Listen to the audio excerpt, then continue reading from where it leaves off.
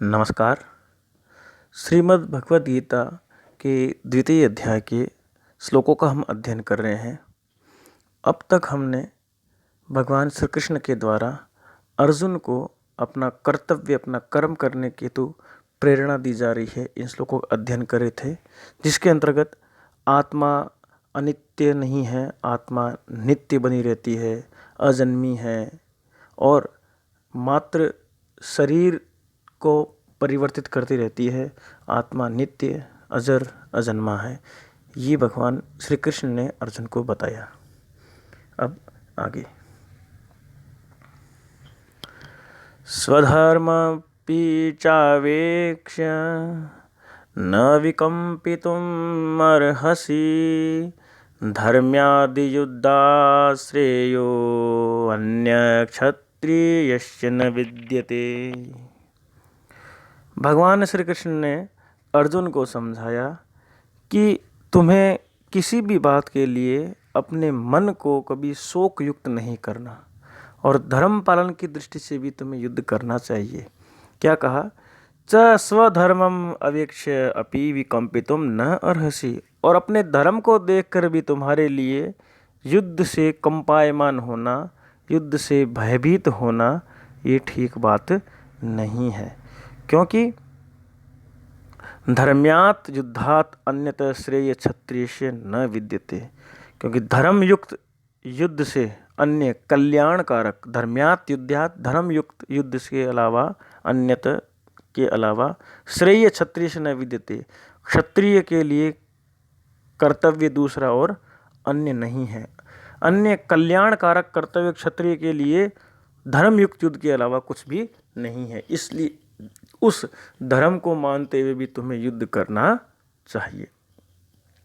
धर्म से आशय है कर्तव्य, जो करना चाहिए, तो तुम्हें इस कर्तव्य को, इस धर्मयुक्त युद्ध को करना चाहिए। ऐसा कहा भगवान श्री कृष्ण ने इस श्लोक के अंदर। आगे भगवान श्री कृष्ण कह रहे हैं कि अर्जुन, यदृच्छया चोपपन्ना स्वर्गद्वारम् अपावृतं सुखिनः क्षत्रिया पार्थ लभन्ते युद्धमीदृशम्। क्या कहा? महाभारत का युद्ध है, उसमें भाग लेने के लिए अर्जुन से किस प्रकार से कर्तव्य रूप में कर्तव्य करना है उसको, ये भगवान श्री कृष्ण के द्वारा प्रकट किया गया है। भगवान कृष्ण कह रहे हैं, पार्थ, हे पृथा पुत्र अर्जुन, यदृच्छया उपमन्नम, अपने आप प्राप्त हुए, च अपावृतम, और खुले हुए, स्वर्ग द्वारम ईदृशम युद्धम, स्वर्ग द्वार रूप इस प्रकार के युद्ध को, सुखिनः क्षत्रिया लभ्यन्ते, भाग्यवान क्षत्रिय लोग ही प्राप्त करते हैं। हे पृथा पुत्र अर्जुन, ये अपने आप ही जो उत्पन्न हुआ है और मानो कोई स्वर्ग का खुला हुआ द्वार है, इस प्रकार के इस युद्ध को भाग्यवान ही, सुखी क्षत्रियः लभ्यन्ते, सुखी न क्षत्रियः लभन्ते का मतलब भाग्यशाली क्षत्रिय लोग ही इस अवसर को प्राप्त करते हैं। इसलिए अर्जुन, अपने कर्तव्य का स्मरण करो और इस युद्ध को करो। अपावृतम स्वर्गद्वारम का अर्थ क्या हुआ? ऐसे धर्मयुद्ध से मरने वाला मनुष्य सीधा कहाँ जाता है? स्वर्ग में। ये स्वर्ग का द्वार है, यानी यहाँ युद्ध करोगे, अगर यदि मृत्यु भी प्राप्त होगी तो सीधा कहाँ मिलेगा तुम्हें? स्वर्ग में स्थान मिलेगा। इसलिए क्या है? स्वर्ग द्वार में अपावर्तम, अपने आप खुला हुआ जो स्वर्ग का द्वार है, इसलिए युद्ध करो। आगे क्या कहा? आगे कहा, अथ चेतत्वम् इमं धर्म्यं संग्रामं न करिष्यसि ततः स्वधर्मं कीर्तिं च हित्वा पापम् अवाप्यसि। युद्ध करना क्षत्रिय का, अर्थात अर्जुन, तुम्हारा कर्तव्य है। यदि इससे तुम विमुख होगे तो दोष लगेगा। इस श्लोक में बताया है। क्या कहा? अथ चेत त्वम इमं धर्म्यं संग्रामं न करिष्यसि। अथ चेत त्वम इमं धर्म्यं संग्रामं न करिष्यसि। और यदि तुम इस धर्म कर्तव्य रूप युद्ध को नहीं करोगे ततः तो इसके बाद स्वधर्मम च कीर्तिम हित्वा पापम अवाप्यसि, तो अपने धर्म और यश को नष्ट करके पापम अवाप्यसि, पाप को प्राप्त करोगे। अर्थात धर्म और कीर्ति तो नष्ट हो ही जाएगी, इतना ही नहीं पाप भी तुम्हें लगेगा। इसलिए सत्य धर्म का और अपनी कीर्ति का बचाव करो और इस युद्ध को करो। क्या कहा? अथ चेत्वम इदम इमम धर्म्यम संग्रामम न करिष्यसि, यदि तुम इस धर्म संग्राम को, यदि इस धर्म युद्ध को नहीं करोगे तो अपने धर्म और यश को, कीर्ति को हित्वा नष्ट करके, और इसको नष्ट करके पापम अवाप्यसि, पाप को प्राप्त हो जाओगे। इसलिए अर्जुन युद्ध करो। आगे भगवान कृष्ण क्या कह रहे हैं? कहा अकीर्तिम चापि भूतानि कथयिष्यन्ति ते व्ययाम संभावितस्य च कीर्तिर्मरणादतिरिच्यते। इस श्लोक में भगवान कृष्ण अर्जुन से युद्ध का परित्याग करने से जो उत्पन्न होने वाले जो दोष हैं उसके बारे में बता रहा है। क्या कहा भगवान कृष्ण ने? कहा कि अर्जुन च भूतानि ते अव्ययाम अकीर्तिम अपि कथयिष्यन्ति, और सब लोग तुम्हारे बहुत काल तक रहने वाले अपयश का कथन करेंगे। च भूतानि प्राणी ते तुम्हारे अव्ययाम अक्षय, जो कभी क्षीण नहीं होगी, ऐसी अकीर्तिम को, अपयश को अपि कथयिष्यन्ति कहेंगे, तुम्हारी इस अपयश का बखान करेंगे। और कितने समय तक? बहुत काल, बहुत समय तक। च संभावितस्य अकीर्ति मरणात् अतिरिच्यते, और माननीय पुरुषों के लिए, संभावित व्यक्ति के लिए, माननीय सम्माननीय व्यक्ति के लिए जो अकीर्ति है, जो अपकीर्ति है, जो निंदा है, वो क्या होती है? मरणात् अतिरिच्यते, मृत्यु से भी अधिक बुरी है। इसलिए तुम्हें उस चीज का, उस बात का ध्यान रखते हुए भी तुम्हें क्या करना चाहिए? युद्ध करना चाहिए।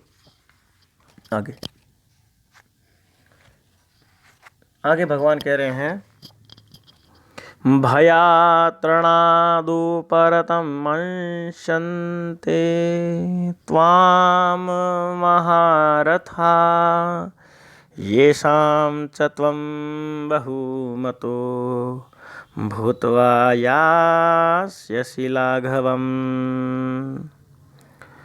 अर्जुन के युद्ध न करने पर भीष्म आदि जो वीर हैं उनके हृदय में उसके प्रति कैसी प्रतिक्रिया होगी, ये बताया जा रहा है। क्या कहा? महारथः त्वाम भयात् त्रणात् उपरतम मंस्यन्ते, मंस्यन्ते का मतलब मानेंगे। क्या?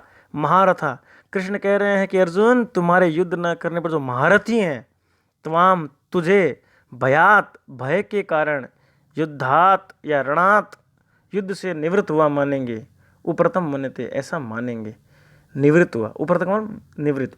महारथी तुम्हें भय से, रणात युद्ध से, उपरतम निवृत्त हुआ, मनशंते, मनशंते का मतलब मानेंगे। च येषां त्वं बहुमतम भूत्वा लाघवम यास्यसि, और जिनमें तुम बहुमान्य होकर तुच्छता को प्राप्त होगा। वो तुझे बहुत श्रेष्ठ मान रहे थे, अब तुम किसको प्राप्त कर लोगे?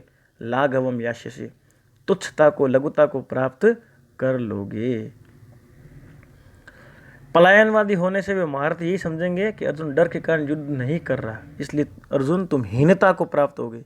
और पिछले वाले श्लोक में कहा था ना कि मानी व्यक्ति के लिए, सम्माननीय संभावित व्यक्ति के लिए अकीर्ति है वो मरने से भी बढ़कर है। इसलिए इस कारण को देखते हुए तुम्हें युद्ध करना चाहिए।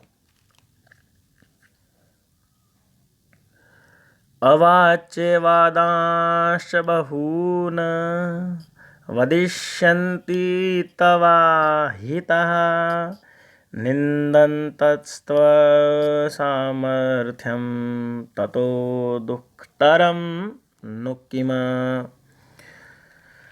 श्री कृष्ण अर्जुन से उसके युद्ध न करने पर होने वाली अपमानजनक निंदा के विषय में क्या कह रहे हैं? वो क्या कह रहे हैं भगवान श्री कृष्ण? तव अहिता तव सामर्थ्यम निंदतः, क्या? तव अहिता तुम्हारे जो शत्रु हैं, तव सामर्थ्यम निंदंत तुम्हारे सामर्थ्य की निंदा करते हुए, बहून अवाच्य वादान वदिष्यन्ति, बहुत से न कहने योग्य वचन कहेंगे। और नु ततः दुखतरम किम, और उससे भी अधिक दुख क्या होगा। तुम्हारे जो अहिता है, तुम्हारे शत्रु हैं, तब सामर्थ्यम निंदन्ते, तुम्हारी सामर्थ्य की निंदा करते हुए, बहून अवाच्य वादान वदिष्यन्ति, बहुत सारे जो न कहने योग्य वचन हैं वो तुम्हें कहेंगे। और च नु ततः दुखतरम किम, और इससे उससे अधिक दुख क्या होगा। इसलिए अर्जुन युद्ध करो।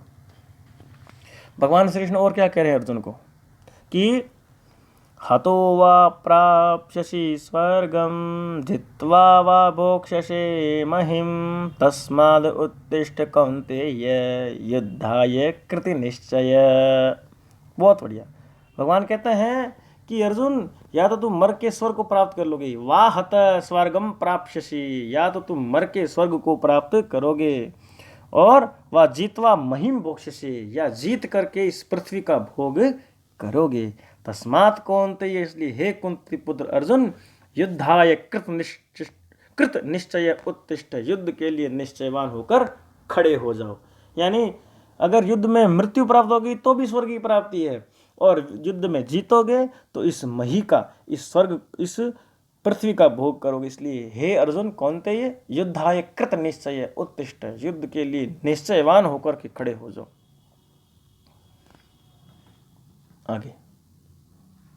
आगे 38 नंबर श्लोक में क्या कह रहे हैं भगवान? कह रहे हैं सुख दुख समय कृत्वा लाभालाभो जया जयौ ततो युद्धाय युज्यस्व नैनम पापम वाप्यसि। बहुत अच्छी बात। भगवान कह रहे हैं युद्ध को अपना धर्म या कर्तव्य समझ कर प्रवृत्त होना चाहिए। इसमें जय मिले या विजय मिले, जय मिले या पराजय मिले, इसका संकोच नहीं करना चाहिए। वो क्या कह रहे हैं? सुख दुखे लाभा लाभो जया जयो समय कृत्वा। तुम्हें चाहिए कि तुम सुख दुख, लाभ हानि और जीत हार को समान समझ करके तथा युद्धाय युज्यस्व, तरंतरम युद्ध के लिए जुट जाओ, इसके बाद युद्ध में लग जाओ। एवं पापम न अवाप्य, इस प्रकार युद्ध करने से तुम्हें किसी प्रकार का पाप प्राप्त नहीं होगा, तुम किसी प्रकार के पाप को प्राप्त नहीं करोगे। इसलिए सुख दुख लाभ हानि जीत हार को समान समझकर युद्धाय युज्यस्य, युद्ध के लिए प्रवृत्त हो जाओ। आगे भगवान श्री कृष्ण कह रहे हैं हे अर्जुन, एसा ते विहिता सांख्ये बुद्धिर्योगे त्विमां श्रेणु बुद्धया युक्तो यया पार्थ कर्मबन्धं प्रहास्यसि।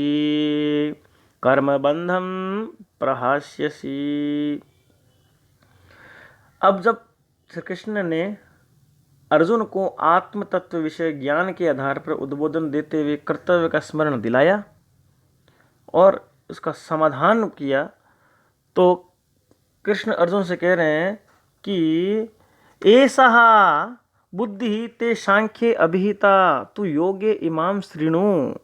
यह ज्ञान तेरे लिए सांख्य अर्थात देह और आत्मा के विवेक के संबंध में कहा है। तू योगे इमाम श्रीणु पार्थ। अब पुनः इसे ज्ञान योग के विषय में सुनो। यया बुद्धया युक्त कर्म बंधम प्रहास्यसि।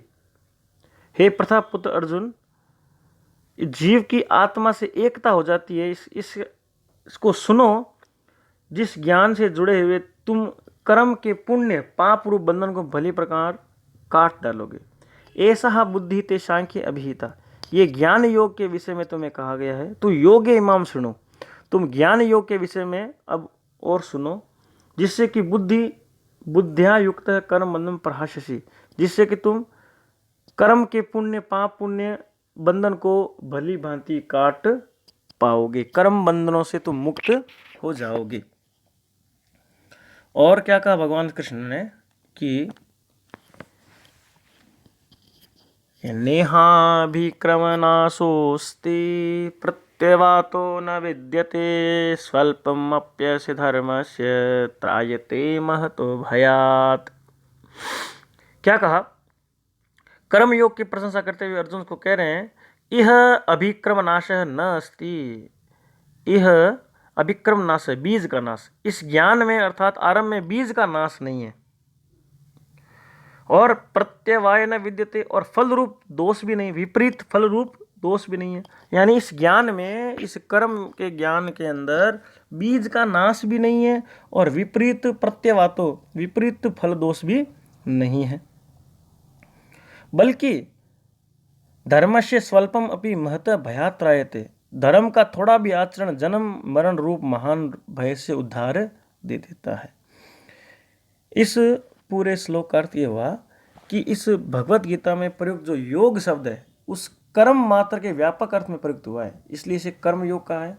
और कर्म योग की प्रशंसा करते हुए भगवान कह रहे हैं कि इस कर्म योग के ज्ञान में प्रारंभ में बीज का नाश नहीं होता, बुद्धि का नाश नहीं होता और विपरीत फल रूप दोष भी नहीं होता।